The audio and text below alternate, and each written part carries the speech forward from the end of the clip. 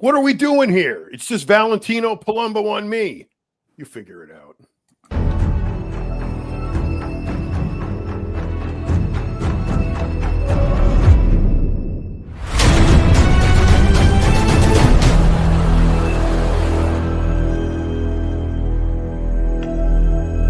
I created Species Nutrition with one mission in mind: to provide bodybuilders and serious athletes with no-nonsense supplements that work.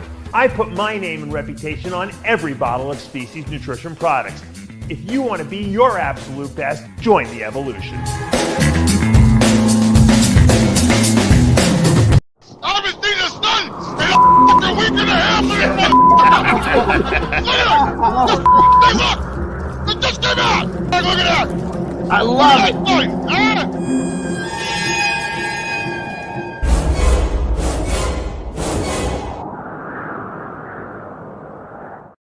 And we're back for another installment of After Hours with the Whack Pack. I'm Dave Palumbo, live here with John Romano and Greg Valentino. Wow, this is, when was the last time we had this little triumph? This is the core group right here. There you go. Way back in it. We're like the muscle mob all over The again. muscle mob. The muscle mob. Remember that shit? You remember Does that? anyone remember that? Should we tell that story? For That's people how who it might all not have heard it? started. Yeah. I mean, So- think about it. So I'll start, and then John, you can add. You guys can add in. Yeah, because I had to assassinate I'm him. just going to go pee while you start that. I'm listening. Oh, he's just like he's my father. like a cat. He has no interest, John, in anything unless he's talking. You know, Right, I know, exactly. So we started Muscle Development Online. The I guess as Bleck would say, the digital version of it in 2006, and we had to come up with a radio show. There was no video at the time. You can just do radio. And Dan Solomon and Bob Ciccarilla had Pro Bodybuilding Weekly.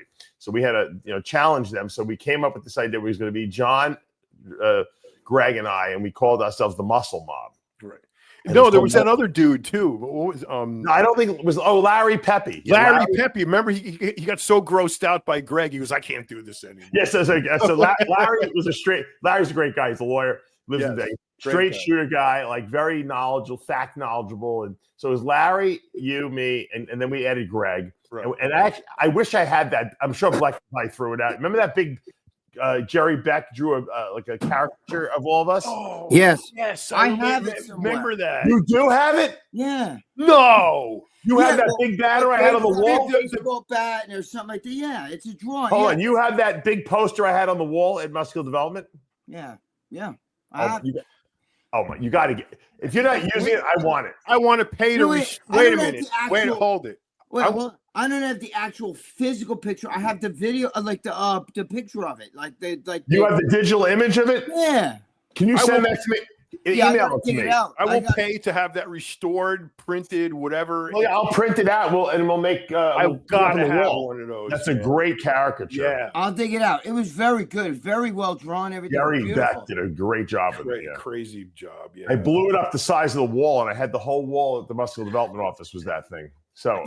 I remember, and I remember driving that guy Larry crazy. Who was he? Larry, he quit the show because of you. Not our Larry. So Larry, not our Larry. No, Larry Pepe. Right, no. Quit the Noble radio show because Greg was like telling probably training stories. No, he was talking about hitting somebody in the can and pulling his the same stuff we still talk about, John. Guts out, and it had broccoli on it or something. That's right. That's right. And Larry just got. Larry, God bless him, straight as an arrow. But that was just too much for him. I remember that. You know what it was, John? He thought it was going to be a straight news show. And he didn't understand that our whole shtick is we need to have some comedy. No, that's right. Now I'm remembering it. It was a tape. Greg made a tape, and he had the squeak in bed like. I don't even remember this. That's going on for ever, and then he pulled, and then he's like, "What's that? Broccoli." Yeah. That's right. You gotta have that, man. Greg lived on a Fedra back then. And recorded it somewhere. Yeah, I remember that. That was fucking. I remember him going nuts. That guy. Greg's speed, John. Another Larry. You remember when the speed that Greg spoke was probably 3 times as fast as he does now? He was like that was like his mode. You know, he was just Well, we were doing it on the phones. That's why there was no. We didn't do it on the phones. We had to call in. Yes. To Voice America. Yeah, it was like $210 a show, John. To record. That's how expensive it was. I remember because and you know what? And what was really funny? They said by their metrics, one of our biggest markets was the gaming guys. Because you would watch our show. Wait, do you remember? There weren't any podcasts back then. There was like 10 podcasts. I never even knew what the fucking podcast was. We called it the radio show. But you remember one time? You remember you guys? You would call me on. I'd come on as Mrs. Coleman's mother and all this. Yeah. You're not treating so well. You know what I mean? And I would go on and I do all this shit. He did everything that was politically incorrect. In today's world, we would have been banned probably. These are like memories that get jarred. I haven't thought of that in 10 years, 20 years, whatever. You know who had all those shows, John? Jeff, the producer, had downloaded all those shows. God knows where he is now, but he had a file of all the old Heavy Muscle radio. Does he really? The Noble radio shows. Yeah. Dude, do you remember one time I was like, you were interviewing Branch Warren, and then you put on, Branch, Ronnie Coleman's mother, she wants to talk to you. And I was like, Branch already got cone nut for your teeth. And I was like saying all this fucked up shit. You know that when I saw Branch later on, he was actually really pissed at me. And I had to tell Branch it was all a joke. We were, you know. Because I was like going on and on and on. I would do the Ronnie Coleman, you know. Remember that impersonator that did Arnold's voice, and we called Bleckman and left a message. But that was when we had Noble Radio already. We had already left Muscular Development. That guy was good, man. I remember that. Yeah, Jeff knew this guy. He did Arnold impersonations. He was perfect. He thought it was him. And he called but we called Tattoo Timmy up. Remember?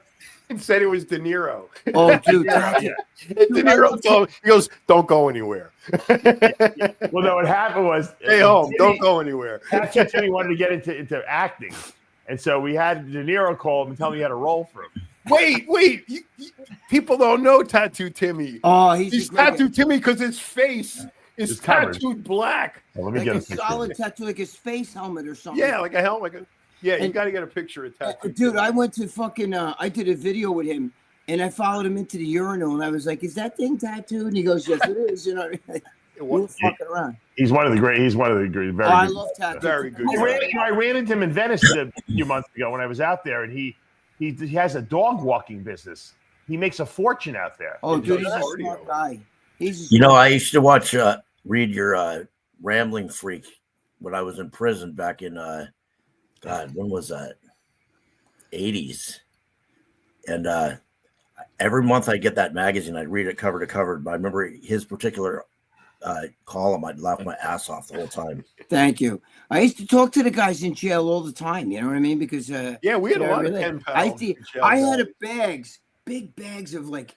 I had a guy write to me, tell me, you don't know, I was going to kill the guy in the cell next to me because he raped this other guy because he had in a colostomy hole, right? Because the guy shot a cop and a kid had a colostomy hole. I had the whole paper. I let Chris Bell read it when we did the movie Bigger, Stronger, Faster, and he was like, "Holy shit, this is the." Because the guy's like, "Oh yeah, they shot this kid. He's in my cell next to me, and the brothers rape him every fucking night in the colostomy hole." And he goes, "I was going to kill the brothers." Can we not talk about this? I'm getting like nauseous. Why do you have to bring up the grossest story of all time? I'm sorry, but it was fucking.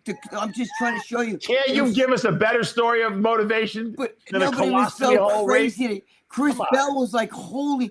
I had a garbage bag full of fucking notes and like letters and people said. That's Tattoo Timmy, by the way. I don't want to hear the story anymore. You're getting me. I'm getting upset by the story. He's a great guy. I was trying to segue into. I used to get a lot of snail mail from guys in prison. Would help them with their diet. Why is Mr. G in the comments, but he's not in the show?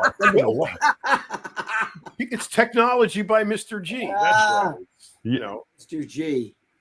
Yesterday he did a video of himself. I sent it to Mr. G. Did you see the video of Mr. G yesterday standing in a swimming pool with a shirt on, rowing with no boat like this, and he was teaching you how to row? Did you see that? He's in great shape. Yeah. I love George. No, he is. He's funny though. time to do Let me, it. you know, he did ask me to do a commercial for his for the Lion's Mane cookies, the coffee and Lion's Mane chocolate chip cookies he made. They were unbelievable. Matter of fact, everyone who comes to my office here, I'm always like offering these cookies to them, especially if they're coming here to help me do some work because they got caffeine in them, the caffeinated ones. And really? They are great.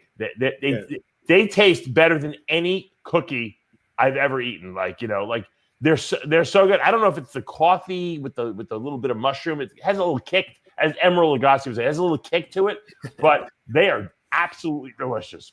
So do you have do you have a table set up there with a fitness girl cutting them into pieces? he better bring a hot girl with him, or at least find one in Montgomery, Alabama for June 21st. Yeah, but whoa! Whose definition of hot? Ours, not his. He's funny. No, he's got good taste. Mr. G's got good taste. I've never seen George with an ugly girl ever. Good. God bless. George is funny. George, you got to get a hot girl to work the booth in Oklahoma. You got to bring cookies. What the booth? Whose booth? Your booth. Not Oklahoma, Alabama. Excuse me, Alabama. Why do I need a hot girl to come to my booth? Because you got to she's going to cut the cookie in little pieces, and so everybody can have a taste. You know, that's summer. If summer comes. But I mean, why can't you hire like a local to work the booth? I'm sure this great looking girl. Okay, hold on. I got it. All right, since you let's put it out there. A fan of the show. All right, any fan of a fan of the show. Who's ever a fan of the show who wants to go to the show for free, come out, hang out with us. Yeah. Are you doing a casting call right now? What? Are you doing a casting call now? Yes, I am. Yeah, I'm gonna. Yes. Look, this is what we do. Don't we do stuff? I mean, this is the whole idea behind the show. Do the girls have to be biological females, or does it not matter? As long as I want a girl who's in shape. Just that. Wait, no, this is an important question. Yes, because it's a very important question. You need to answer that. I want someone does the who's girl in have shape. to be biologically female or not, as long as she's good looking? Can she be below 21? Dave? Why are you bringing in a woman? These are hot button topics these days, bro. You got to stay up to speed. Yeah, this is in today's world, George. It's important. It's relevant. It matters. You got to ask these questions. All right, a woman, someone that's over 20 years old. No. 18. No, the question is biologically female. Well, that's a given. And I don't know what you guys are thinking about. We're not biologically female who pose as females. Yeah. That's not good. I don't know what world. In what world does that exist? The one we're living in right now. The one I never see. How many do you see that when you're out in the world? I don't. American Civil Liberties whatever might come after you if you don't. Yeah. I don't really get good. Let me come in. My name is George Smalley. I live in Boca Raton. Maybe Greg could cast Hey, Dave, look. Come to me. I'm a patriot. Right, what do you got? Stand up for what's right. I believe in Jesus. Stephanie's. Oh, Stephanie's cool. We're plugging George now. Fucking George. You You can't step on a cookie with a bar. They're amazing. You can't do that. Stop. We're plugging George here. Why don't have By the way, one? Larry's coming to Alabama. All right, That's great. I'm glad Larry's coming. here's an opportunity for somebody out there that's in shape, all right, and wants to help out at the booth. Somebody, can you define somebody? Yeah, and they'll get to go into the show for free. Get to come out with the show. dinner. Wait, who's somebody? Hold on. But you said somebody. What is somebody?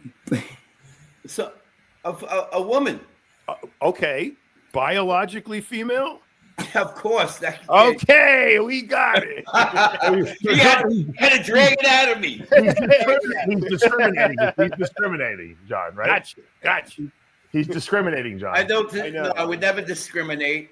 I don't. What if Greg finds you like a girl that's hotter than a girl? You know, that's not It's really not a girl. So fucked No, up. someone who's in shape and Hey, Greg, can you do a casting call for us? Put out a casting call to all your followers, you know, that might want to. If you look like Ariana Grande or something skinny and small like that, and you're young, Oh yeah, Let me ask Greg a question. Greg, if we found a really hot, tranny, and she was working the booth, would you have trouble, being there with her in this booth, with you being that your girlfriend is going to be there and everything like that?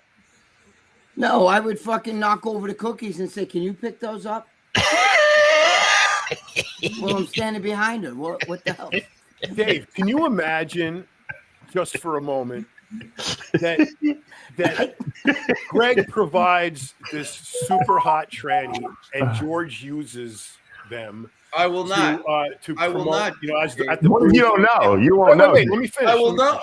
Look, Then some pictures get taken, some people get involved, Instagram, whatever, TikTok. Next thing you know, the Mr. Captain America's Captain Protein cookies are now viral. They're everywhere. They're in Bangladesh. You're curing hunger in the tribes with these bloated pot-bellied kids. You're doing marvelous things around the world. You're providing clean water in Tanzania. You're doing all this shit, right? And the entire basis of the company is a hot tranny that Greg Valentino. Or you're providing circumcisions in Burma. You know what I mean? that will never happen. But wait a minute. Let me ask you a question. What if we'll do the Andrew Tate question? What if the tranny looked like fucking Megan Fox, right? Or we get a female bodybuilder who looks like Hulk Hogan. What do you think? Who are you talking to? Are you talking resembling Hulk Hogan, or do you actually mean Hulk Hogan with a vagina? Greg. Yes. It's a biological female. I mean, that doesn't matter what they look. What if you don't know the difference? Hold on a second. I want to make something clear. Just because someone isn't born, there are people who are born with unbelievable good looks, and some that are not. It doesn't mean this that is marketing, George. This is marketing we're talking about now. I know. I'm not going to. And marketing wise, I'm going to choose a biological female. They're fucking with you, George. That means one who was born with a vagina. Yes, Listen, it does. when it comes What if you to didn't know though? And I tell you what would happen. That person that tried to do the fool me or fool us, God would get in their heart, and they would change their way. They would go back to their normal gender. I hate to disagree with you, but I don't. Yeah, I disagree too. speaking of biological, The cookies are delicious, though. I'm sorry. Yeah, as long as the I cookies gotta are tell you, good. I get mistaken for Brad Pitt all the time. And I'm really, No, the whole idea is for people who are too much is given, much is required. For us, for people who are born with good looks, born with talent in certain things, we're supposed to recognize the people that weren't. what about somebody like myself? I don't have talent and I'm not good looking, but I could still hand out. But you have the Momo gift. You have the gift to give. You Momos out there, you got the finger. You fucking Momos Momos out there don't know. Stop buying the fucking cookies. you used to come out with like dimetrodine cookies. Remember the little fucking ephedrins and shit, the tiny little ephedrins? That's a good idea. Instead of an energy shot, an energy cookie, George. Yeah, or VPX fucking. Well, it is an energy cookie. But I mean, but marketed like an energy. No, I know. It is. Dude, you know what you'll Here, where's it say energy on it? wait, why don't you come out with like a chicken and broccoli cookie? We could sell it to the competitors. Like they're up there, they're hungry, they haven't eaten. You say this part's just chicken. Eat this piece right here, and it's just chicken. And in this part's the broccoli. You know what I'm saying, right? No, we're gonna. I have a hard time with you saying broccoli anymore. I know. Especially after that story, John. Right? Yeah, I mean, packed just that- the way he enunciates the B is like nauseating. Actually, Dude, if I said that, I think I found one for you, Greg. Hold on. I mean, for George. How about this? Can this girl work the booth? It's gonna be a joke. I can guarantee you. is that what is that? Can she work the booth? She's available. No. Who's that? Why not? What? Why not? Tell me why. How do I know something? I'm just asking if she can work the booth. No. All right. Never mind that. You're trying to trick me. Well, with an answer that profound, I think it should be accompanied with an explanation. I think the best person to give out John the cookies is 3:16. George. I think George should be God the guy. so loved the world. He gave his only begotten son that whoever. What has that got to do with a tranny that wants to work the booth? Yeah, exactly. What does it have to do with this? Yeah, what does that got to do? You cheapen Why? that Because scripture by not- using it like that. You That's don't, not a you real- don't want to date her, but why can't you work the booth? She'll sell cookies for you. She's not a female. Who cares? So you couldn't trick me, Dave. I didn't try to trick you. I'm just saying, would you have that girl hand out cookies? She's not a female, Dave. I'm sure if you asked her, she would beg to differ with you. Okay, Dave. What's her name? All right, so you're interested? All right, I'll send it over to you. What's her name, Dave? Wait, I'm gonna go on her Instagram account, right? Because I have my phone with me. Smack these cookies. That's her name. What's her name, Dave? I don't know. Kimberly Starr. Yeah. Oh, Kimberly Starr. Is that really her name? At least that's what it said. Kimberly. Her name is Ed Beckley. Wait, Kimberly. Now I would have Kimberly Guilfoyle come there. Kim Guilfoyle. Oh my God! Can you fit another tooth into that girl's mouth?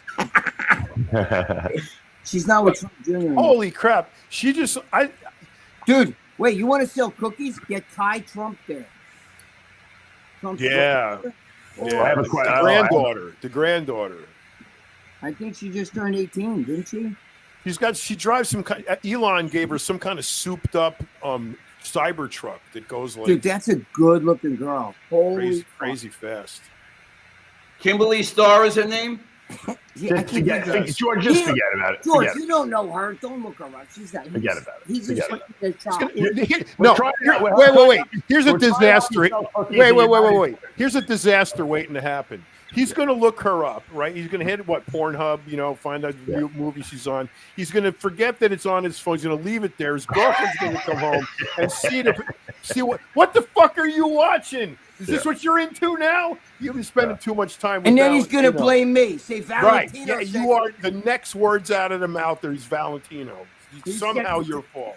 Yeah. He sent that to me. Yep. I would never throw anybody under the bus. Hold on. Before we go on to the next topic, I want to just remind people that this coming weekend, my good friend Eileen, who is the district chairman, Eileen Calabrese, in Oklahoma, has the IFBB and NPC Pro League Oklahoma Pro-Am this weekend, Saturday the 7th at the Union High School Performing Arts Center on Mingo Road in Tulsa, Oklahoma. I've been going to that show since the 90s. She does a great job. I've known her since the 90s, and she's awesome. And they have a crazy classic physique pro lineup there. So, guys, there's a free live stream. You can check it out. If you're not going to be there, if you are going to be in the area, stop by. Thank you, Eileen. I love you. And good luck with the show this weekend. The other thing I want to bring up is the enhanced games. I know we've talked about this in the past, but I guess they're official now. They're coming to Las Vegas in 2026. That is the Olympics that it will not drug test. They actually encourage you to take performance-enhancing drugs, and they've been, putting a couple. Some guy just broke the world swim record. He's all jacked up on steroids. Thank God, finally. I want to ask you guys a question though about it. Do you think this will get the best athletes in the world? Behind this thing, or are guys going to say, I don't want to be stigmatized as being a drug using It all depends on the shkadol. The shkadol, that's what I think too. There's a Saudi prince or some kind of Saudi royalty is behind the money in this game. So I'm assuming there's going to be some cash available. If there's big money, then they're jumping in, no doubt about it. What they should do is, I don't know if they're giving away cash prizes, but that would really get people there, right? I think it's going to be like the when Vince McMahon brought that bodybuilding federation that he was trying to start. WBF. WBF. They're pleased to confirm that the first athlete to set new world records for the 100-meter sprint and the 50-meter freestyle will receive $1 million. Yeah, people are going to just try to decide if it's going to be like an ongoing thing that they're going to be able to keep going and making money at it, or if it's going to be a one-off and then it's going to be shut down. I think that the guys who compete in the Olympics will be better than the guys who compete in the enhanced games, even though the guys in the Olympics are, quote, clean. I agree, Dave. Well, I agree. 100% they're going to be better because Dave, that is a brilliant point. I agree. You just brought up, because what we have now is the enhanced games. Right. Okay. Right. There's no such thing as the unenhanced games. Right. Okay. So that's a very good point. Now what you have one division that says, okay, no rules, do whatever you want. So you're going to have the real extreme use of it, but the limiting factor in the current situation, the current lineup, is that they're jacked, but not as jacked as they could be, because you got to be really careful. You have times you have to work around. You have, and it's going to slow you down too. You got to be really, really. There's a lot of timing involved. It's very difficult to pass a drug test these days, but it's absolutely still possible. Sometimes less drugs is better when it comes. There's actually good point. Another good point. There are actually rules in the enhanced games, so you can't just do whatever you want. Why not? There's my good friend Guillermo Escalante, who's a medical doctor, who's also a competitive bodybuilder. I've known forever. I'm going to be interviewing him next week about this, and he's on their board. And in order to compete, you actually have to get blood work done and submit health things to the board or whatever it is. And if they don't test out healthy, then they're not going to be able to compete. Well, what are they? Yeah, but the question is, what do they consider healthy? Because I don't know, but they're going to have some parameters that if they're probably going to look at hematocrit and hemoglobin, and it's easy to go donate some blood and get. But John, that isn't the whole idea behind enhancing, to raise hemoglobin, hematocrit, so you can run faster and longer. Yeah, but they don't want people to drop dead in the middle of the game. Well, then there's no enhanced games. If that happened in the Tour de France on the table, then it's not the enhanced games. That's exactly. No, there is actually a plaque in the road, the exact spot. I don't remember his name, but where a Tour de France rider died of a heart attack. I remember that shit during the race. Okay, so they're all enhanced. Death has got to be on the table, John, or I'm not watching the enhanced. Yeah, but you know what? If you're not taking a risk at an aneurysm, I'm not watching. Well, you're taking a risk anyway. Even if you're not doing drugs, no, you could train. I could train myself to where I don't have to eat. I don't have to drink water. I can run without drinking water. I can hold my breath underwater till I pass out. Listen, who's going to want to win? That explains it. Your oxygen starts. You're going to want to win. What I'm saying is that you could train your body. You could train your mitochondria in your body without any drugs to go beyond the mentally quitting. Yeah, somebody ought to try that one of these days. And actually run to death, run till you die. Right. Well, I would pay to see. Horses can run until they die. I would. Wouldn't you pay to see that? It's like you get a lineup of guys, on the line. Mark, it's set. Boom, go, boom, and you cannot stop running until you die. That's right. I'd like to do that, right? And you win a gold coffin. The first guy who dies wins. Or quits, John. You can quit too. No. You got to die. How's that die? Well, not everyone can run until they die, John. Call the coroner, take you away in a black car. If you're dead. The first guy who dies wins. Wasn't that like Schwarzenegger's movie, The Running Man? Yeah. Well, he had to beat people. But now, if you're a great athlete, you're not going to want to win the enhanced games. You'd rather win the Olympics. I mean, you know what that means when you're an Olympic champion? Drugs don't matter, Greg. I don't care what you say. That's why it's not going to matter.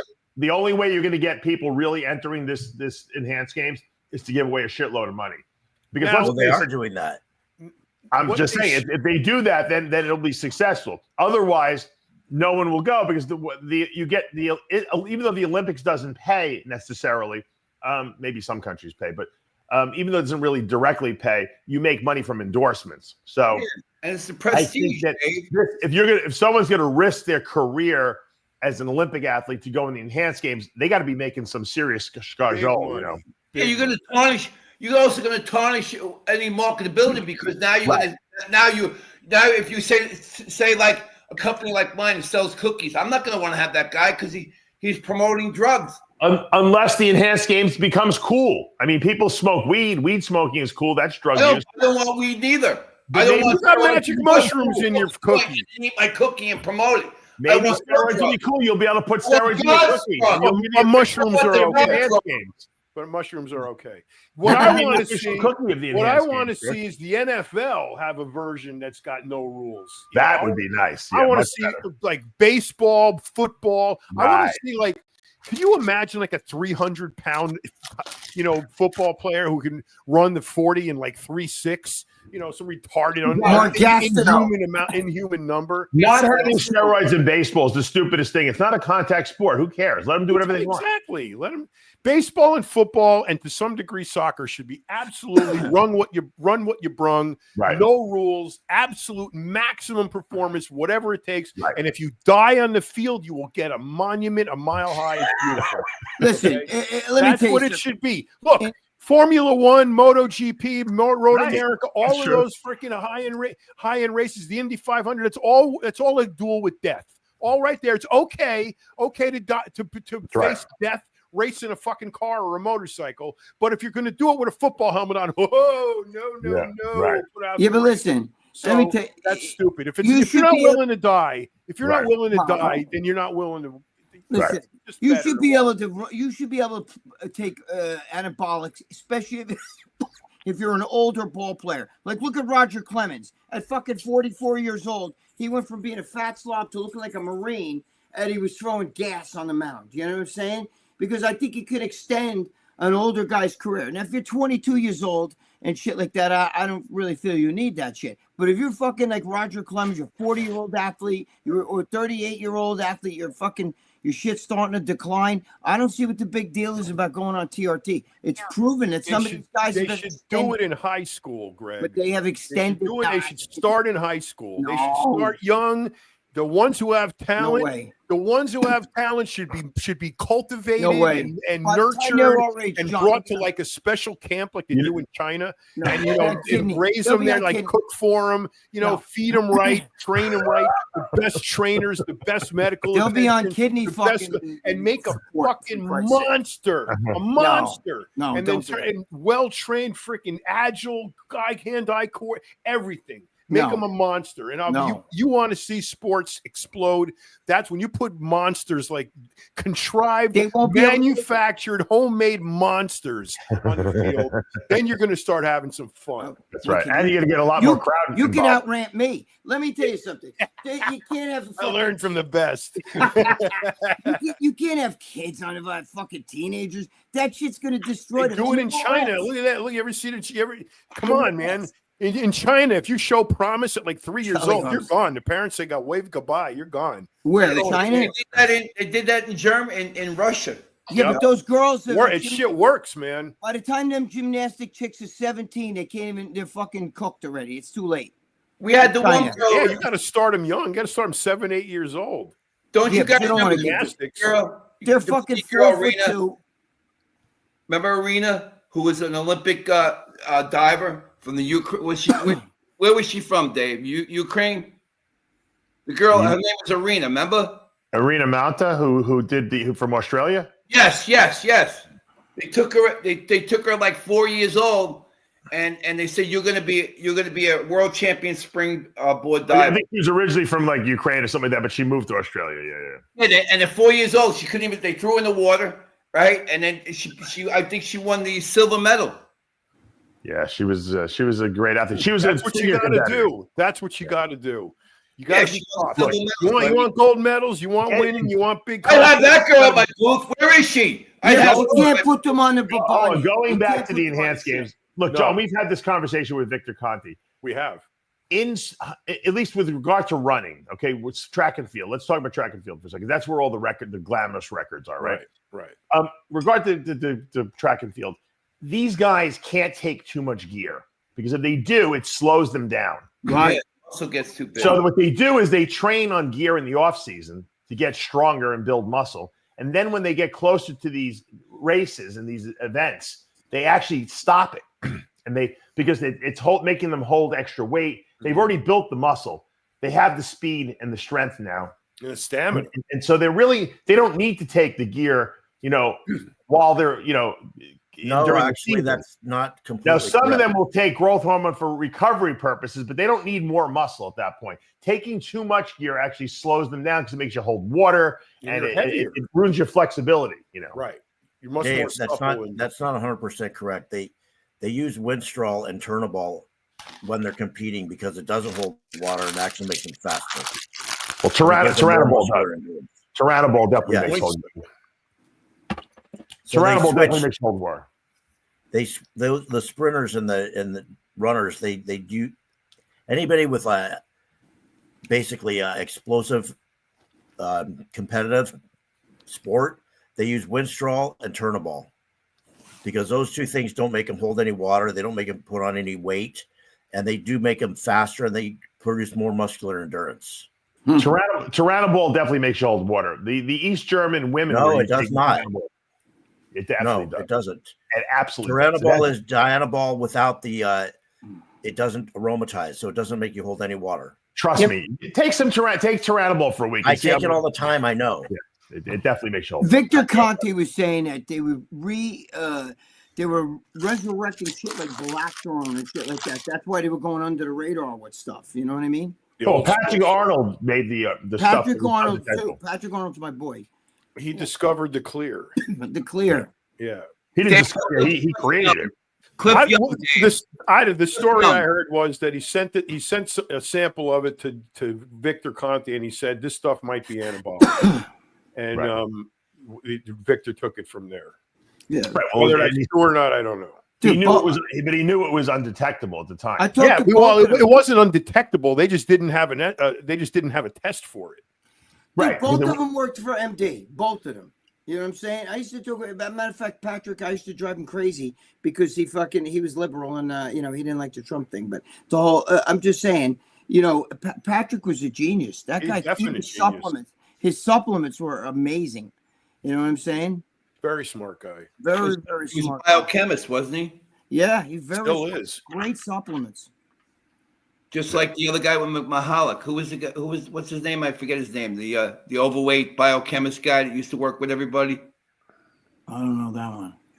Yeah, bodybuilder. Dave, who did Osmo? Was that was who? Osmo. Oh yeah, I don't know. I know Joe Schwartz was just at my house. He was because he worked for him. But one of those guys used to all come out with like wicked shit too. You remember Osmo? Yes, no, I remember Bob Bonham used to sell it at his gym. Yeah, but they were doing sketchy shit. There was a lot of stuff, not sketchy, but they were coming out with like leading shit and everything. They had all that stuff. Remember they used to sell the GHB in a little bottle like this in GNC, and they'd have the little Coke spoon. You go in there and fucking take that GHB, and people go nuts. I never took that shit, but I could. Then they used to sell it as Rejuve, and you had to go to the health food Rejuvenate, store. Right? You got to ask for it. Blue Nitro.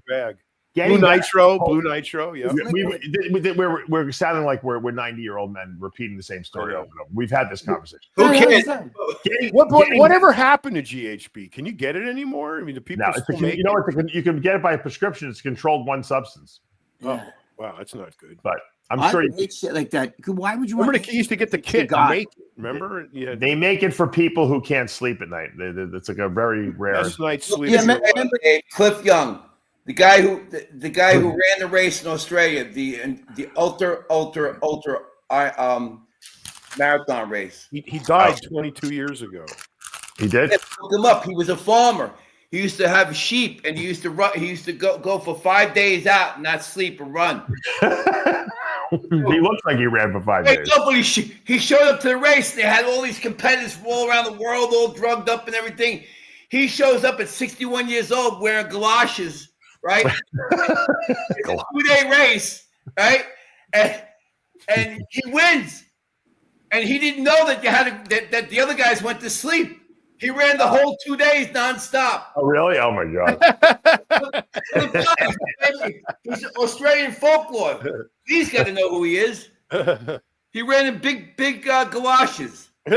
Someone should do a movie about this guy.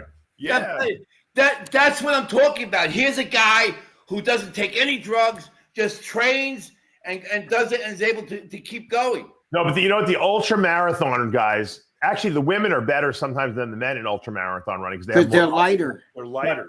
Yeah. Well, no, it's not that they're lighter. It's that they have more.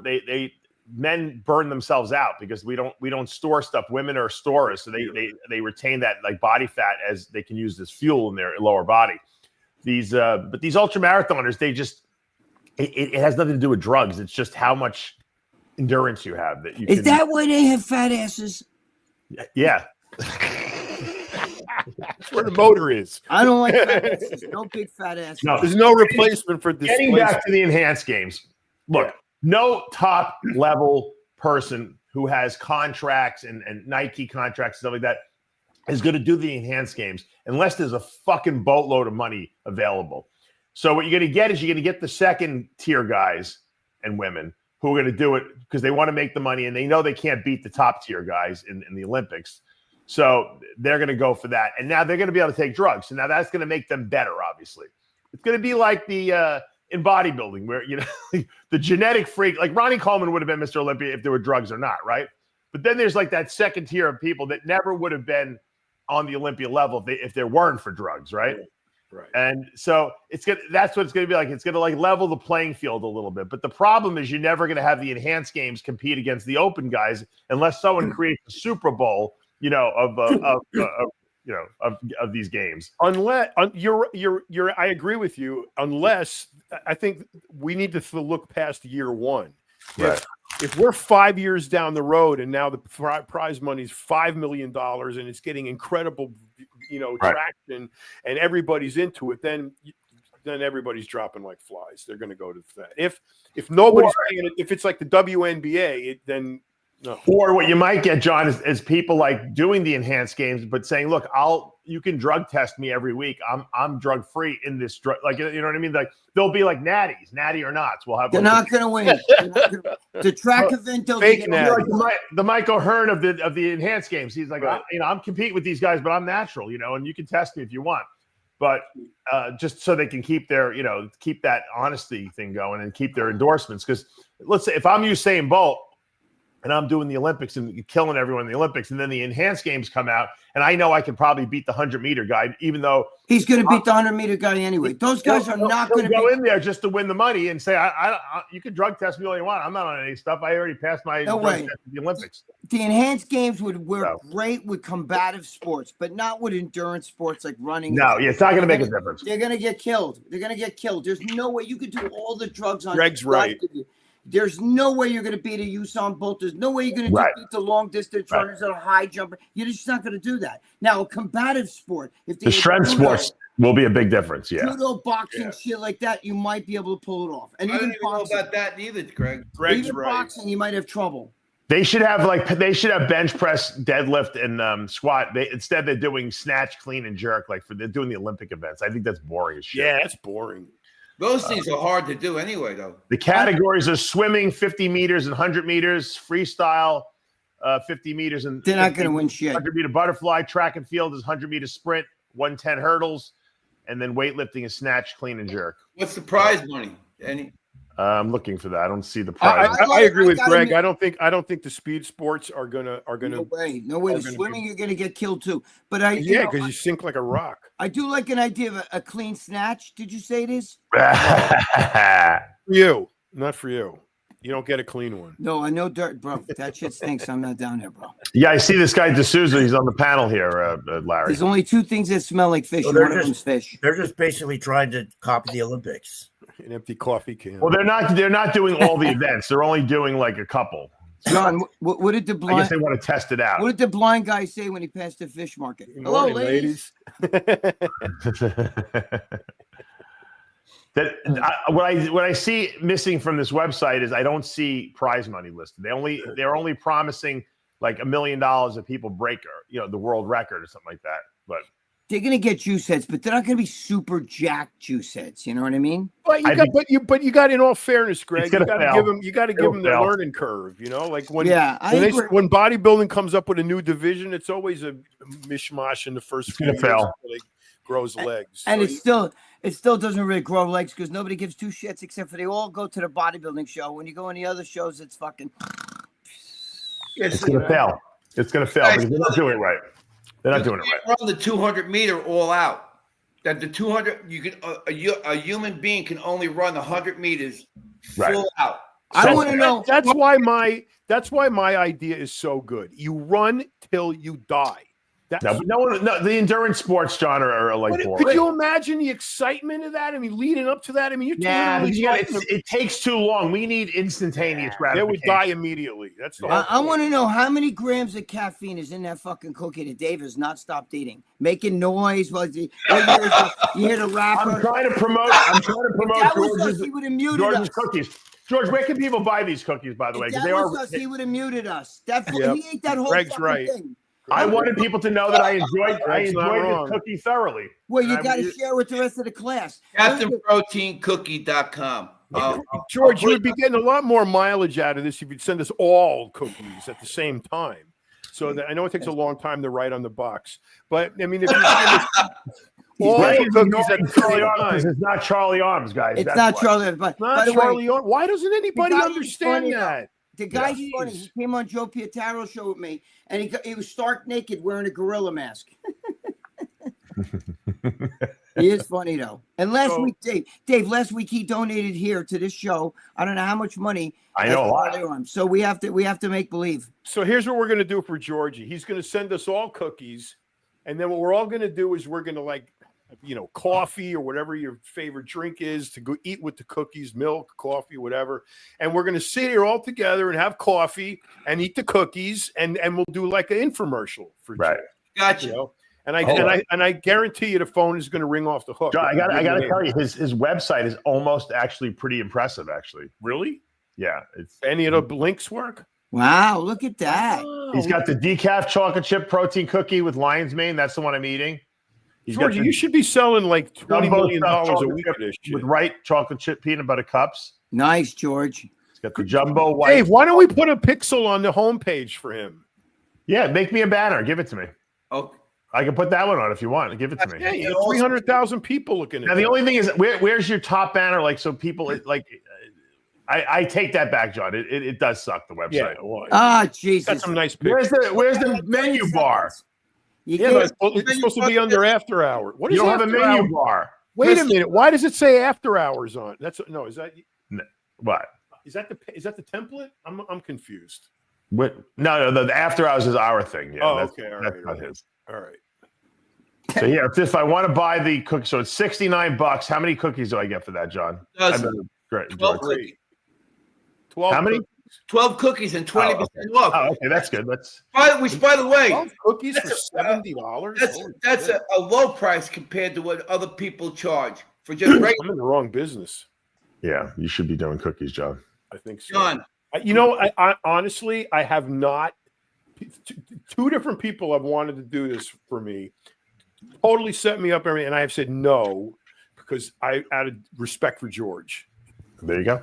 So. Thank you, John. Well, we're gonna make it big, and when we do, all you guys will be included. I just couldn't take that and run away with it and do that to you. So, well, you know what you need. I'm getting new ovens, more ovens. That's right, Charlie. So we're gonna have the capabilities to make more. Good, but I think in the meantime, you should send us all some of those lion mane. Hold on, how many? Wait, John, we're going to see you in 2 weeks. He can give them to you in 2 weeks. But we got to do it on the show. How many cookies do you bring? We'll do it on the show in Alabama. How many cookies do you bring? That's a good idea. 200. How many? 200.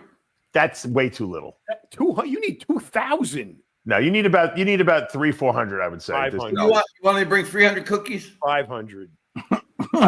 How many do you think? How many legitimately do you think he can sell? You can't sell. How much are you going to sell them for at the show? You got to do a sale there.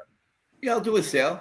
Wait a minute. How about if he had a portable oven like he used to have, portable oven, and he cooks them right there? No, he's not going to cook them there. No, because like they do at the DoubleTree hotels. You got to sample the cookies out so people could with toothpicks, so people could try the cookies. Okay, while you're there, so you got to figure at least 30 or 40 of them are going to be sampled out, right? Maybe more. Yeah. So then you have to have stuff that people buy. Now, the great thing about selling these cookies at the show is that everyone is going to be done dieting and they're going to want to eat the cookies because when the show's over. So you will sell a lot of these cookies, I can promise you.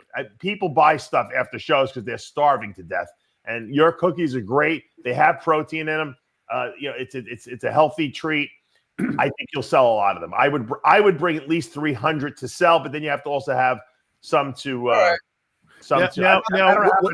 Now, what Georgie's arch nemesis did at the Olympia was had a table set up backstage where the competitors could take all the cookies they wanted for free. Yeah, he can't do that. He's not that big. And in the package, there was a reorder ticket so that you could, He can't do that, John. He'll go broke if he does that because he could put the reorder ticket in there. Yeah, you should. I would. Yeah, each cookie staple something to like a little like either that or put a the QR code on the label. You just scan it and then you can order cookies right off his website. John, come on, this is a little too high tech. A QR code on a label? Come on, Georgie, you could do that. John. You could ask Grok to do it for you. Greg doesn't even know what a QR code is. He can ask Grok. Right. Grok will do it. Grok will do the whole thing and lay it all out. All he has to do is press publish. I know what a barcode is, but I have no idea what a QR code is. I told you. QR code is that squared thing. Yeah. Oh, that block. You got to figure out. You got to figure out how much is going to be your break-even point that you won't lose money. Right. But not make money and just use this as a promotion so that you can get as many cookies out as cheaply as possible. Yes. Right. And just use this as to promote your business. What if we had Larry threaten everybody in the whole auditorium? Get a fucking cookie. Look for the line out there. Larry's not like that in person. I think you should. Larry's a good guy. I think you should. Why don't we just add? What we should do is Michelle should just give out one cookie to all the competitors. Yeah, one cookie to all competitors. Put them in a goodie bag or something like that. There's not that many competitors. That's a good idea. With the reorder thing there, John. With the reorder thing in there. Yes. Make a reorder thing, staple it to the cookie packaging, George. Let her put it in the competitor bags, and then every competitor gets one cookie, and then they're obviously going to love it, and they're going to order more from you. I think it's a brilliant idea. All they got to do is tear it off. And then the other ones you sell there, Right. But give away one free one to all the competitors. I'm bringing them on the plane with me. And make a banner for the homepage. Either that or ship them ahead of time to her. If I let me explain about if I ship them. Yeah. Unless I ship them next day. Yeah. Right. It's going to take 3 days to get them. So I'll just fly. We'll bake them the night before. And then I'm going to bring them on the plane with me. Well, why can't you send them? You think they'll go bad in 3 or 4 days? Well, I just want them fresh. I mean, if you got orders totaling 2,000 cookies, how long would it take you to fill that order? 2,000 cookies. It would take me 3 days. Okay. All right. So we got a plan then. We know what we're doing. He might be right, because do you ever buy a bagel, right, from a bagel place? And it's fucking fresh and it's doughy, right? 1 day later, the thing's already all raw. Bagels got no preservatives. No, but I'm saying fresh cooked shit, fresh baked stuff, breads, even cookies, donuts, whatever. The day too late. You see, to me, cookies get better the older they get because they get staler, so you can dunk them in the espresso. Yeah, I was going to say, John, I actually like when they're a little crumblier. I like them crispy, so I can dunk them. Or you can get a little microwave there and you can nuke them like before you give them out. Then they get soft. Yeah. I mean, they're good. They're good a week later. I mean, Lee used to keep the cookies under his desk. Yeah. Weeks. Speaking about under desks, Greg, do you have anything interesting under your desk? Someone was asking me to. I mean, I got a lot of. The most important thing is that poster. Let me see. What would you like to? Yeah, but I don't have the poster. What do you have exactly? Show us what you have. Where is it? It's at another computer. I'd have to go dig it out and then put. But it's that fucking one where Dave's got the bat. It's the three of us. Dave's got the bat on his shoulder. It's the drawing. I have that drawing. I don't have the actual. But you have it digital. I have the digital. So copy that and send it to me or Dave. Send it to Dave, the Muscle Mob. Send it to me. I'm going to print it out. Dave's right here. He's got that back. And I need you guys to sign it. I got to have that on my wall. Yeah, I got to have that on my wall, too. Dude, the Muscle Mob was the original. We were nuts when we were all doing of that it shit. Started. And all that podcast stuff and all that stuff. And all these other momos out there that have podcast dates and plates and this guy. You know how, John, that was 20 years ago. Can you believe it already? Yeah. I think it was more than 20. No, 20 years. We started this shit. No, 06, yeah, 20 years ago. It's 20 years ago. It was around 20 years ago. I remember all that shit. We called it the radio show. We didn't even they didn't say a podcast. We still call it. Remember Jimmy the Bull? When are we going live? No, that was after that. That was way after. That was Way after. But when it was just the three of us, remember I used to come on. All right, we're bringing on Mrs. Coleman. Oh. Remember that time I almost assassinated you walking into the restaurant through the side door? I put a bag over your head. You and Rocco Labracha, right? You know what the problem was with Me the and show? Rocco, we were sent to assassinate you. You had to call. You had to call into the thing on a telephone. Yes, And- yes. And Voice America. Cell phones were not that good back then. So you really needed a home, like a landline. A landline. Yeah, yeah. And you couldn't see anything. You were just on this landline talking like you were talking to your friends, and you never knew if it was good or bad. Or I would sit in front of the computer and look at pictures, and it was like you were trying to like tell people what was going on. But you know what? At the time, there was nothing like that. It was the only live thing you can do. You couldn't do anything live on the internet except it was the only non-print media. Yeah. Do you, At all. do you remember I did something? I don't even remember what it was. Really fucked up, and it was, I don't know if I think it was making believe I was Steve, and you guys are like, we can't put that on. You're gonna get. I don't remember what it was, but because I would come on as there was a lot of that. Yeah. I would come on as them fictitious character, but Mrs. Coleman was the one I used to always come on a lot. You remember? Yeah. And if you had something, and I remember John was almost like yelling at me, bro. If we put this on, you're gonna get fired the next day. I forgot what it was. I was like, okay, we won't use that. Yeah, remember Dave never wore shoes? Dave was always barefoot. He's still not. When I went in his hotel room last year, Then we graduated to Dave's second bedroom, and we had like 9 people in this. My computer room. You were in my computer room. That was so great. Two guys per microphone, and we had that room packed with people. And there was so much screaming in there, George, John, that my dogs, remember those little dogs I had? Yeah, the Maltese. They were like traumatized after everyone left. And then no one would leave. After no the one show, no one would leave. It'd be like 2:00 in the morning, and Dave still got a house full of people. That's because everyone was too tired to leave. Dave has some big fucking feet, though. I got to tell you, holy shit! What are those size 15s, Greg? And Dave's Species Warehouse was right down. That was the next. Well, yeah. Once we went to the warehouse, that was at least better. That was like our coming alive party. The first warehouse was in his house. Opposite. Obviously. Yeah, I'm saying once we moved to the Westbury location, and John built that studio first. It was great because we had people there till midnight. It was like every week. It was a party. Yeah, it was a party. It was great. But remember, we had the pizza eating contest there with Furious Pete. Oh my God! This was the most hysterical thing. We have the whole pizza eating contest, right? And the guys come and they're eating a pizza. You stack it up, roll it up, with all these techniques, and they're eating. And Furious Pete beats everybody. He ate 2 pizzas in like 15 minutes, and beat everybody.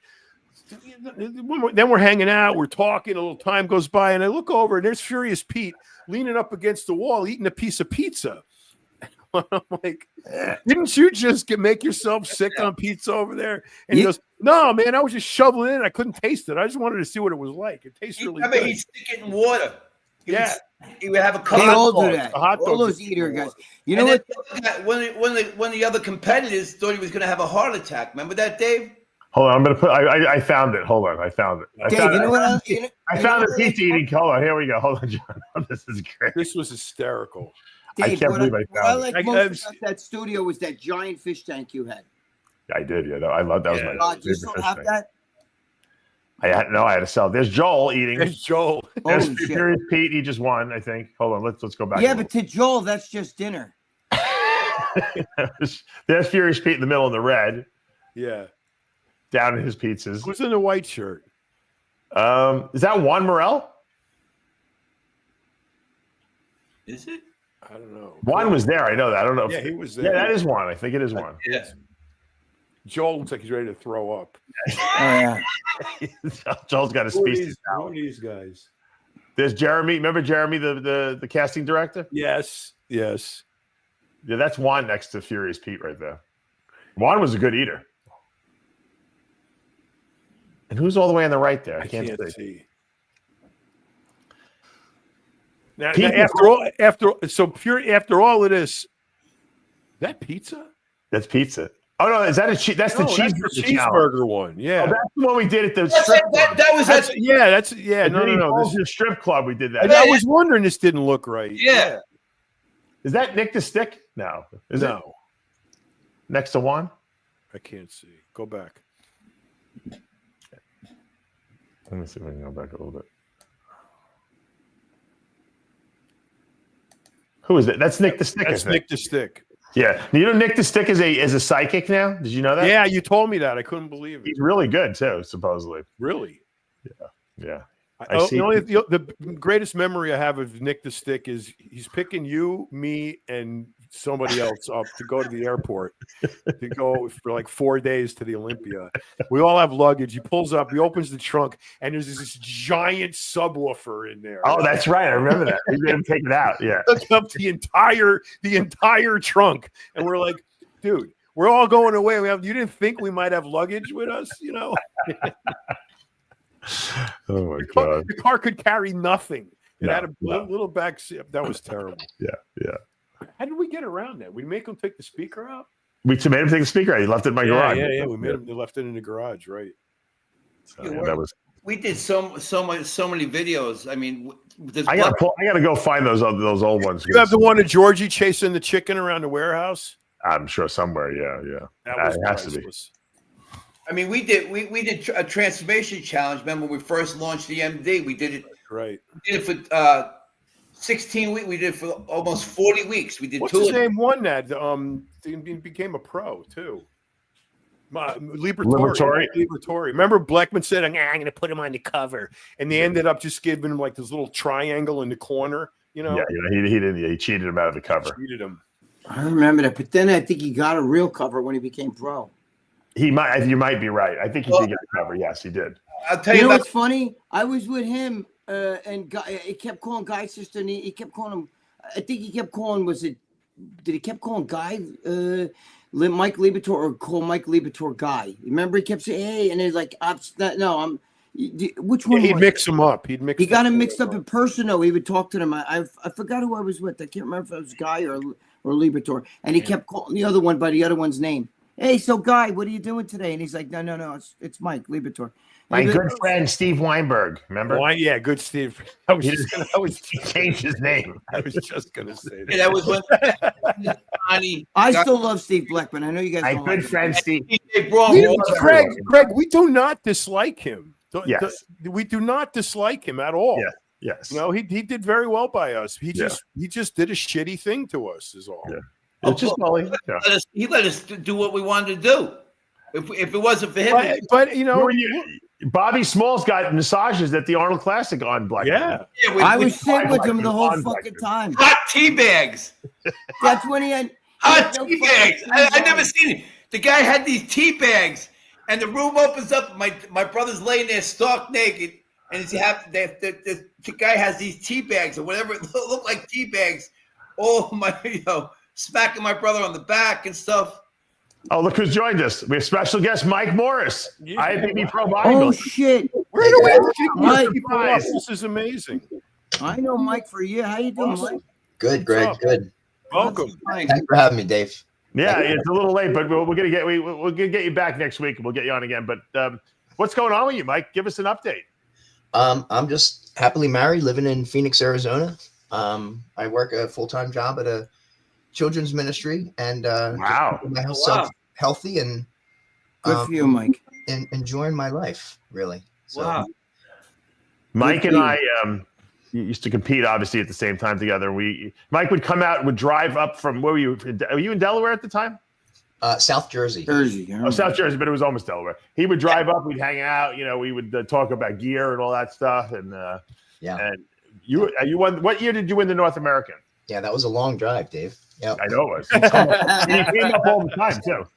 Yeah, over the Verrazano Bridge and good times. What was your question? What year did you win the North American? 1999. The 1999 North American. Wow, that's so long. I think you and I did the North American in either 97 or 98. Yes. Yep. Yeah. 97, 98. 98, you're right. I think I got second to Chuck Sanel and at Dexter Dexter Jackson won that year. You're right. Dexter Jackson weighed 188 pounds. Yeah, he was I think he did the USA the year before that as a middleweight, wasn't it? Like Didn't he won the USA at like 180 pounds or something like that. That's how freaky. I thought he was like a bantamweight. He was a lightweight, Dave. He competed. He was like 100. He was like 180 pounds. No, he won the Southern States as a middleweight, and then he went to the USA, and he was like the smallest light heavyweight, and he still won. You know, he won. What was his lightest competitive weight? Shredded.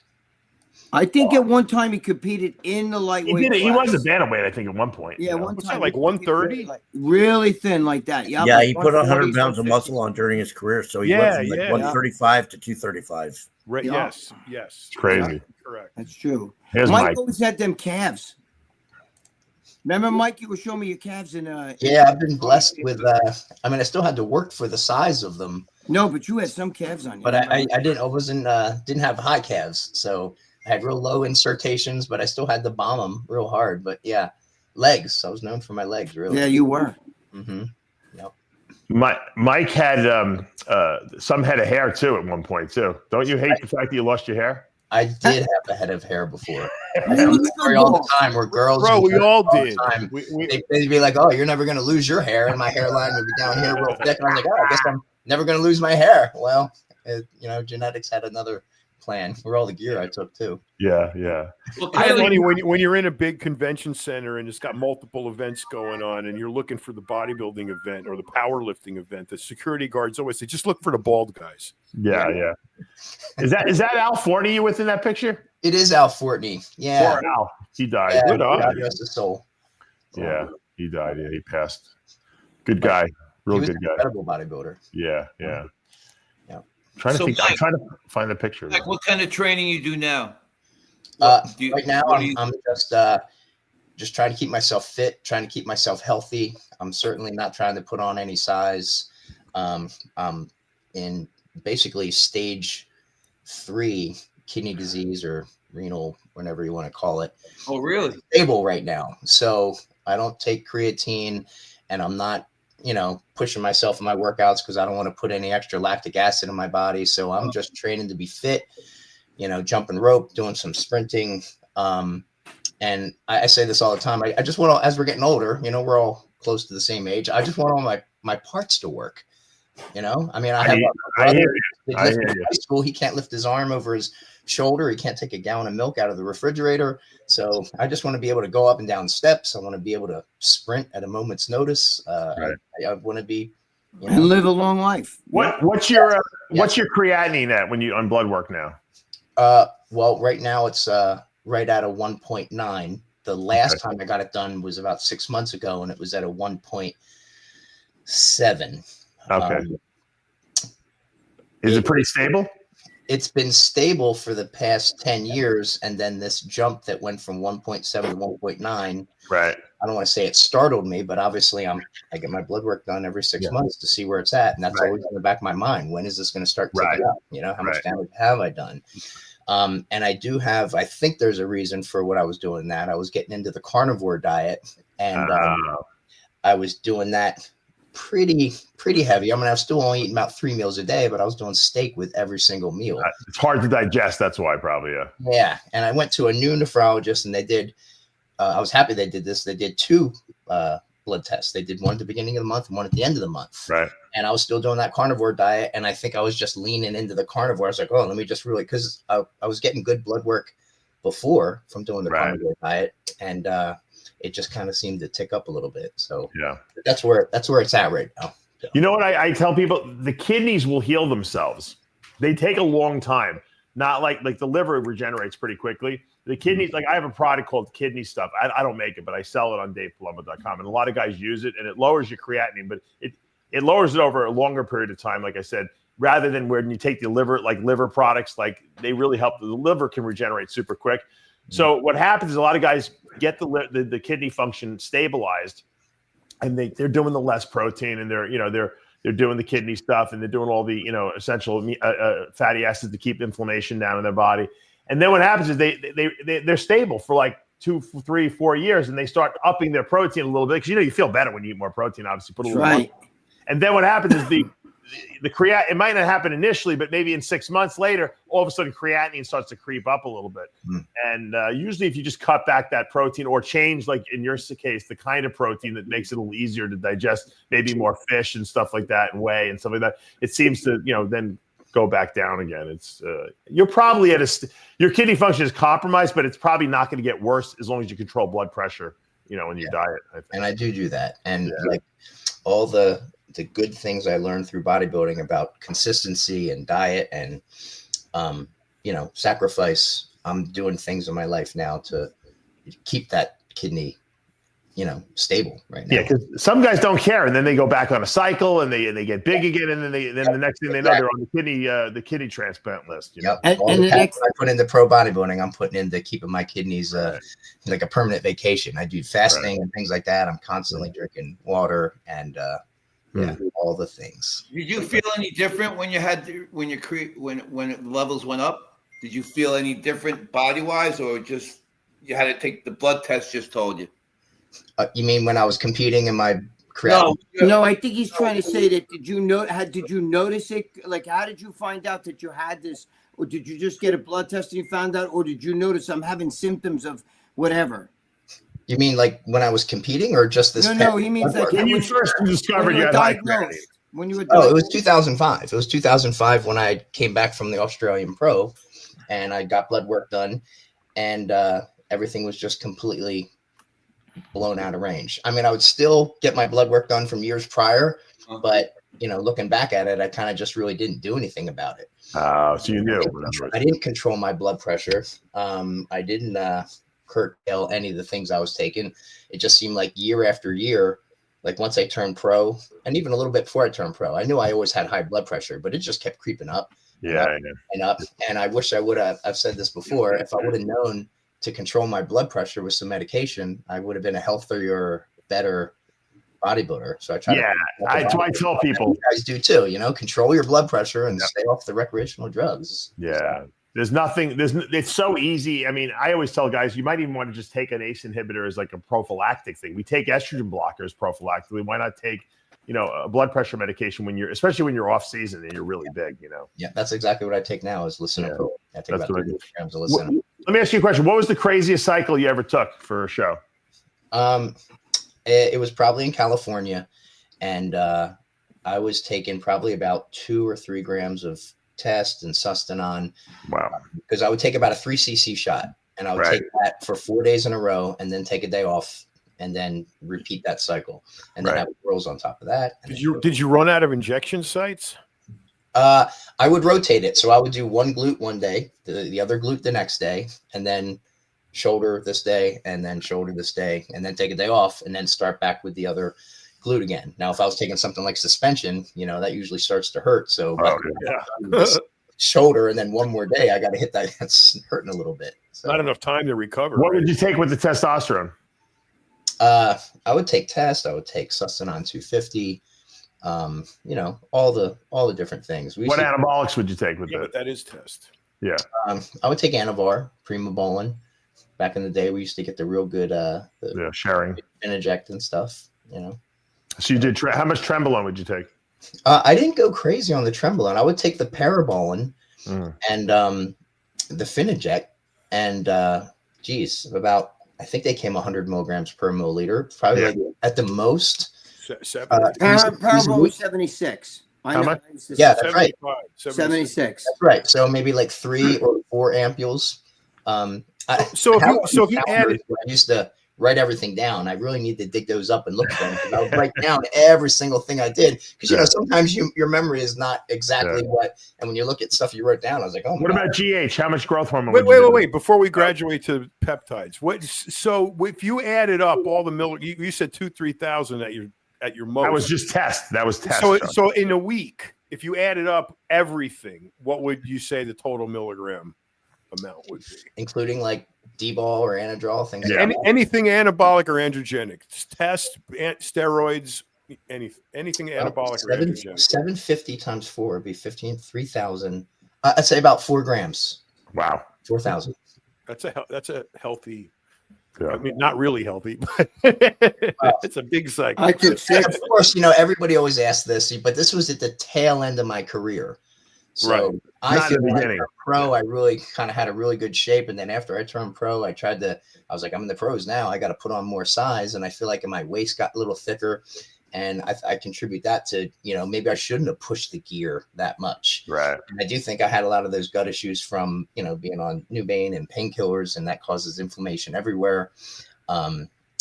So fellow Nubane addict. Plus, you had to do a lot of you had to eat a lot of food because you had a fast metabolism. well, yeah, absolutely. my Yeah, problem. I've never been fat. So I mean, I always had to stuff the food down.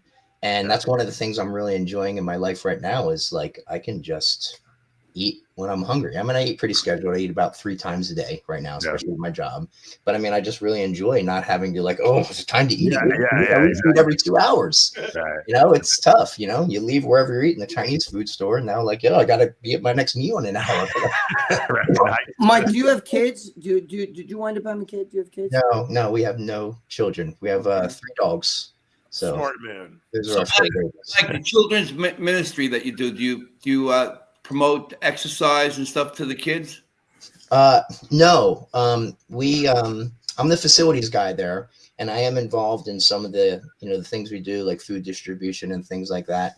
But the things we do with kids is like a foster care. We have a pregnancy center, and we also have something where parents or so will get separated from their children, you know, for different reasons, drugs or domestic violence, and then they have to have a supervised visit, and they'll have that at my work. But I'm not directly involved in that. I'm just in charge of the facilities, so everything works right and runs right, and is a nice, inviting facility for all the people that come there.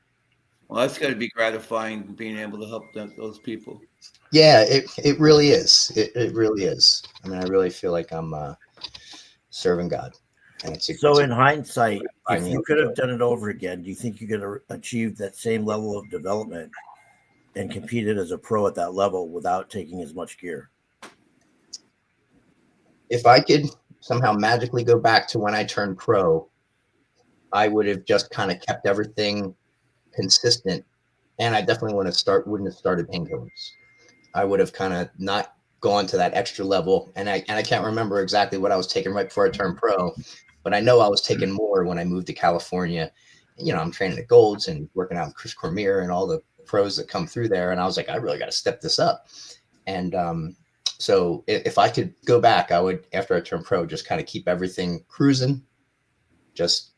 I had a winning package and a winning plan, and I should have just stuck with that. But my mentality was just like, now I got to do more. Now I got to take a little more of this, and I got to diet harder, and I got to do a little more cardio. And it just, so that's the advice I would give my younger self. Yeah, right but now. Mike, the Nubane thing was it swallowed up a lot of us, man. That was environmental, cultural. Craig Titus. Well, Dan Duchesne really was. Yeah, but Craig was. How did you get started on that, Mike? This was I think before I turned pro, or right around that time period. I've been thinking about this a lot. Like, when did I exactly start? But there was a pharmacist that was kind of giving me gear out the back door, so to speak. Mm-hmm. And I guess it was about that time when Nubane just got popular. And he's like, here, like, guys want this. And he wanted to sell it to me. And I was like, I don't want that. And then I think he just gave it to me.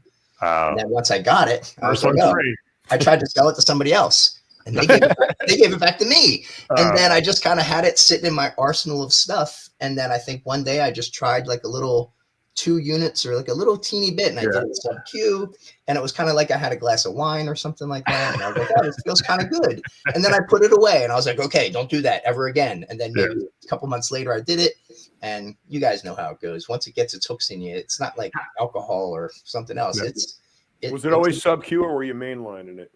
I did it sub-Q at first, just like I'm telling you. And I was like, I would write it down on my calendar. I'm like, man, I got to make sure I don't do this. But then it's just the time periods shorter, and then it's every like 20 minutes, around the clock. Your question, I still have the scars on my right here. To answer your question, I started doing it intravenously when I moved to Venice Beach, California. Yep, that was where it was at. One of the guys that picked me up from the airport, as soon as he picked me up from the airport, he's like, hey, give me some Nubane.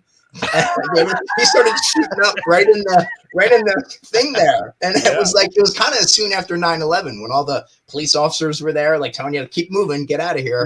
And he's sitting there shooting. I was like, dude, can you go and wait till we get to the apartment or something? Wait till we get to the firehouse at least. Goodness gracious. When that feeling hits you, man, you got to do it.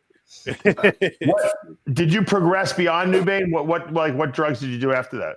Well, there was another guy that I was getting gear from, and he was into the pills and Percocets and Oxycontin, and he was going to a doctor in Pennsylvania who got busted since then and is doing life in prison because he was just doling out Oxycontin to everybody during the whole Oxycontin thing. So I was getting my gear from this dealer, and he said to me, he's like, hey, why don't you come to this doctor with me? He'll probably prescribe you some gear and get Oxycontin, and you can sell them to me, and we'll trade more gear and stuff. So I started doing that. And then, and I kind of started selling Oxycontin too. Oh shit. I didn't know you were doing that. Wow. Well, I mean, I was getting like 120 of them a month. Holy mackerel. And, what do those sell for on the street? Once they're kind of going in and out of your hands and stuff, I was like, oh, let me try a little teeny piece of this. And so that's kind of how that started. How much do those sell for on the street, or at the time, how much are they selling for? Well, back then, I think it was like 20, 25 bucks. A pill. A pill. Wow. Crazy. Yep. How do people afford to do those, Mike? Knocking over 7-Elevens. Yeah, it depends on how much you're into it. Yeah. Is that why people progress to heroin, because it's just cheaper? Yes, I would say so, because and especially now, like you can't get Oxycontin like you did before. Right. Not only that, but Oxys and Xanax now are coming as fentanyl stamped. With the real stamp. So it's basically 100% fentanyl, but it's got the stamp. Really? Yeah, it looks real. It looks real. It looks like the drug. Well, that's a good point, John, because there was a time where I was taking those the blues. They have a little M on them, mm-hmm. and I was doing them before when they were just straight oxycodone. And actually, where I work now is kind of a bad neighborhood. So when I'm in the parking lot and stuff or taking out the trash, I see the tinfoil on the ground. Wow. And I know a lot of people are doing them out there because they'll light them up on the foil. Mm-hmm. And I don't know what these drug addicts are thinking. I mean, I shouldn't talk. I was into it too, but they light them up and they smoke them. And then I find the tinfoil everywhere with the burnt residue on it. But sometimes they have like half a pill, like not even dissolved on there and still sitting in there. And I was like, you paid for that, like finish it. And it's the same thing. Sometimes if I'm going through the parking lot and I'm picking up like empty like beer cans or whatever, they're like all half full. I was like, wait, you scrubbed up enough money to buy a beer. Why don't you finish that thing? What's wrong? Do you think that these people are getting so messed up on the drugs that they don't even know what they're doing half the time? Yes. Yeah. They're completely out of their minds. Wow. That's crazy. So how'd you get off all the drugs? What was your method? Well, I white knuckled it a bunch. Like when I first retired in 2005, I got my blood work done. And I was like, hey, I need to stop all this stuff. I trained with Tom Prince and I saw what he was going through, and there's like Don Long and all the other bodybuilders. And I was like, you know what? I mean, if this happens to me, I'm just gonna, stop, because that seems what you have to do. Because, Tom Prince, like he got blood work done, and then I think he stopped and cleared himself out after a period of time. And then he's like, I'm going to make a comeback. And then and everything will kind of hit the fan. So, I mean, everything happens for a reason. And I think I learned from that. And I was like, if this happens to you, like you need to just stop and just stay on that train and keep going. Yeah. But I'm saying you got off the opiates, no problem. Was it difficult? It was extremely difficult. Yep. When I retired in 2005, I moved to Phoenix and stopped everything. And the steroids was still difficult to stop and losing all the size and things like that. But the opiates just kind of kept rolling back around and coming back around. Like I would stop it, I would white knuckle it. And then after a couple of months, like, I don't know, something would happen and would just come back around. But it took me about a good decade to completely come off. I did come off with the help of Suboxone. Okay. And I did get, after I came off of all the opiates, I was addicted to Suboxone. Yeah. Yep. For about, a decade, about 10 years. Wow. And I tried to come off that, and that's a tough one to come off of too. But luckily, thankfully, through like willpower and prayer, and I did come off of the Suboxone. I've been off the Suboxone congratulations. a good while now. Yeah. So I was telling my wife all the time. I was like, hun, man, I just want to be on pure air. I don't want to have to take. Exactly. I stand up, I got to take lisinopril every day. I don't have to take this and that and all these other things. You know, so it's a great feeling. And I just anybody I hear that's on taking Suboxone or on opiates, I really try to encourage them. Like, you got to get off this stuff. Yeah, I think Armand is right. Armand's on the Suboxone. He told us because he was on heroin for a while, and he's on that. But he's on that now. Yeah, he's still on the Suboxone. I think go off everything. He can do it. Yeah, no, I know. Look, if you moved in with him, Georgie, explained it. He just told me he's booked for Montgomery, Alabama too, so you can have a little powwow with him there. But Mike just told you how he did it. Yeah. Well, actually, I think it would be great to add to our seminars. It took him one moment to find God, and then he stopped. That one moment. I couldn't have done it without God. That's right. Ironically, I'm active in my church, and I prayed about it. And I'm a late in life born again Christian, so it's all new to me too. I'd say I have more experience in bodybuilding than I do in Christianity, but I know the moment I really gave myself and prayed, he answered, and I just need to let people know that. So that's why you're on. Great story of overcoming. Good for you. You want to see the ironic thing? I wrote this down today. What? Hold on. Read it. John 3:16. Okay. John 3:16. Yeah.